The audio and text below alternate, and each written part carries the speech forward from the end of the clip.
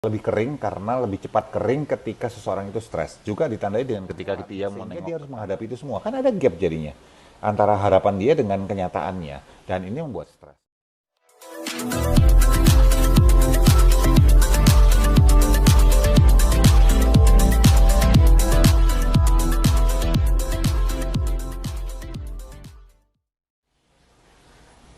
Kalau kita bicara tentang kalau kita bicara tentang emosi utama yang ditampilkan oleh Bilar ketika dalam press conference yang ketika dia dihadirkan di depan media setelah pemeriksaan polisi dan dia mengenakan baju tahanan, maka kita bisa lihat ada 3 emosi utama yang ditampilkan oleh Bilar.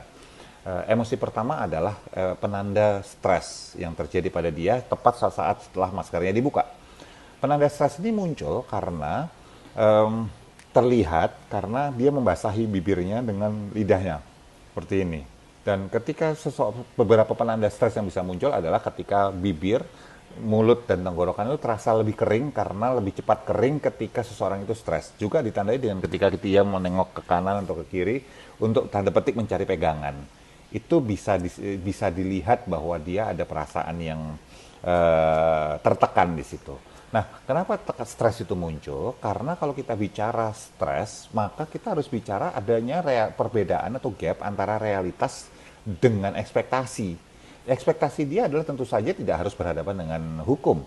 Ekspektasi dia adalah bahwa apapun yang dia lakukan, kekerasan yang dia lakukan, itu karena upaya dia untuk bisa mengintimidasi Lesti supaya nurut kan, sebetulnya itu. Tapi kenyataannya Lesti melakukan pelaporan sehingga dia harus menghadapi itu semua. Kan ada gap jadinya antara harapan dia dengan kenyataannya. Dan ini membuat stres. Seseorang itu stres. Adanya beda antara ekspektasi dan realitas. Kemudian yang kedua, ekspresi marah yang ditampilkan adalah ketika kita melihat bahwa dia mengatupkan bibirnya menipis, terus dia geleng-gelengkan kepala gini, sambil gini gitu, itu adalah ekspresi marah. Marah itu biasanya kalau kita lihat adalah disebabkan karena seseorang itu eh, merasa bahwa dirinya diperlakukan tidak adil. Nah, kita perlu perhatikan di sini tidak adilnya bukan secara ranah hukum formal bahwa dia menjadi korban, bukan. Tapi bahwa dia tidak merasa bahwa ada kesalahan yang dia lakukan dan tapi dia harus mengalami ini semua.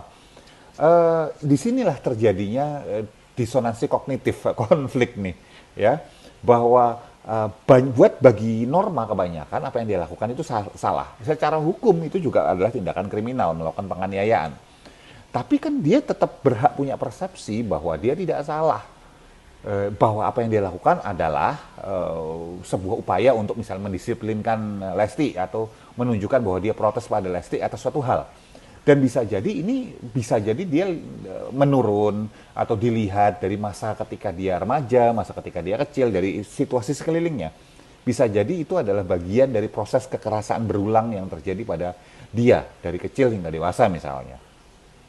Kemudian yang ketiga adalah ketika dia merasakan takut, ketika ini menegang, samping bibirnya menegang, terus dia kemudian mencurang kayak gini dan kemudian mukanya tapi hampir nangis.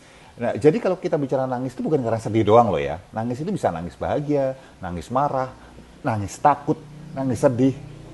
Dan ketika itu semua terjadi, kita perlu melihat penandanya. Jadi ketika penegangan di sini bukan turun di samping sebelah sini turun, itu sedih. Tapi ini enggak, ini tetap tarikan seperti ini yang mengencang, ini takut. Takut sama apa? Ya tentu saja takut pada konsekuensi hukum yang harus dihadapin, takut tentang karirnya nanti ke depan gimana, walaupun tidak secemerlang Lesti, tapi tetap aja dia kemudian karena nempel dengan Lesti, maka dia dapat publisitas juga. Kemudian yang ketiga adalah takut atas sanksi sosial, konsekuensi sosial yang bisa terjadi pada dia. Kehilangan fans, kehilangan pendukung, dihujat oleh netizen, dan lain sebagainya. Ya. Jadi ketakutan-ketakutan itu semua yang bisa membuat dia kemudian berekspresi seperti itu. Saya tidak melihat bahwa ada penyesalan. Kalau kita bicara penyesalan itu harus ada gabungan antara sedih dan takut. Ini sedihnya nggak ada.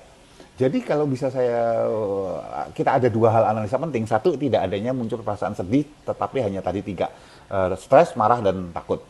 Yang kedua adalah ini semua adalah emosi karena egosentris ya, bahwa dia mikirin dirinya sehingga dia takut, sehingga dia marah, sehingga dia stres gitu. Bukan empatik pada korban yang notabene adalah istrinya sendiri yang sudah dia perlakukan dengan tidak benar, dan bukan cuma sekali. Ini ada siklus berulang yang sudah terjadi beberapa kali, yang ketangkep di beberapa CCTV, misalnya orang saksi orang-orang itu ada beberapa kali, apalagi yang nggak kelihatan gitu. Ya, jadi tidak ada penyesalan, dan tapi tidak juga muncul perasaan bahwa dia masih merasa di atas angin atau sombong gitu, enggak. Makanya dia takut. Ya, itu yang membuat kemudian kita tahu bahwa dia sedang merasa ini nih, apa namanya, terpojok saat ini. Jangan lupa ya di subscribe dan nyalakan lonceng notifikasinya.